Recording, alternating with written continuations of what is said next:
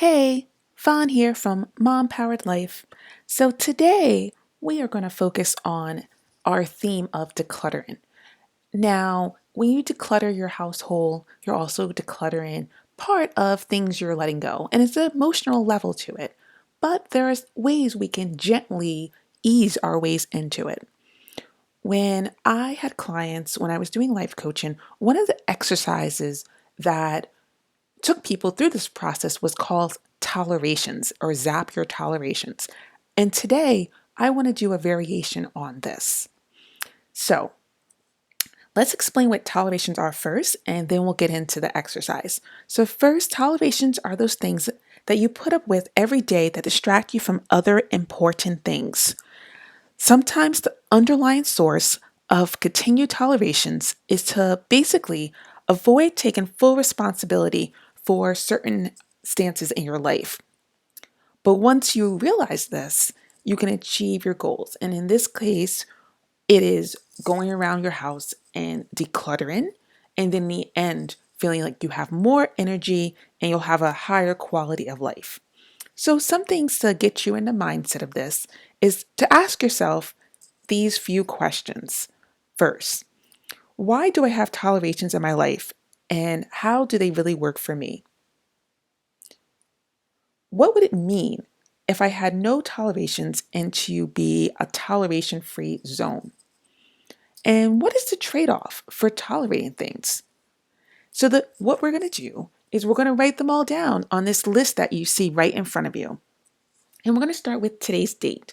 It's very important that we start with the date because I would love if you could revisit this in 6 months, a year time, whatever you feel comfortable with. That would be something that I would do. So write down today's date or the date you're doing this. Then you're going to write your top priority. So if you have multiple areas of clutter in your house, you might just want to pick one zone so it won't be overwhelming. But if you just have multiple little things here and there, you can just write the whole house. That's fine too. It's your preference. Now, I'm going to give you examples of how I would use it if I was doing the whole house and it was partially had clutter in it. So, for example, you might have piles of things, some things need to be fixed. You'll see in a few minutes. Okay. So, we're going to call these the primary tolerations. So, I'm going to print out my list and now I pretend I'm walking around my house. The first thing I notice is that the bathroom light, one of the light bulbs have burned out. So I'm going to write that bathroom light on level 1 burned out. Let's write that down. Then as I walk in, I'm going to look at everything that's bothering me, everything that I want to fix, and everything that's cluttered. The next thing is, oh, I see a big nick in the wall. I'm going to write that down. Next thing is, I see a pile of magazines and unopened mail in my kitchen. Okay, I'm going to write that down. Next, I see tons of kids' toys and all scattered all throughout one room that's never used. Let's say it's like a second living room. No one really uses it in there, but sometimes the kids go in there and throw things in there. Okay, I'm going to write that down.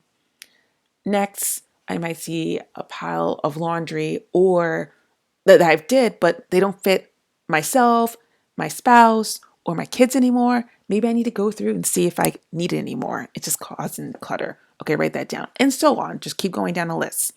Now, you're going to see at the bottom of the page, you'll see an area that says zap your tolerations.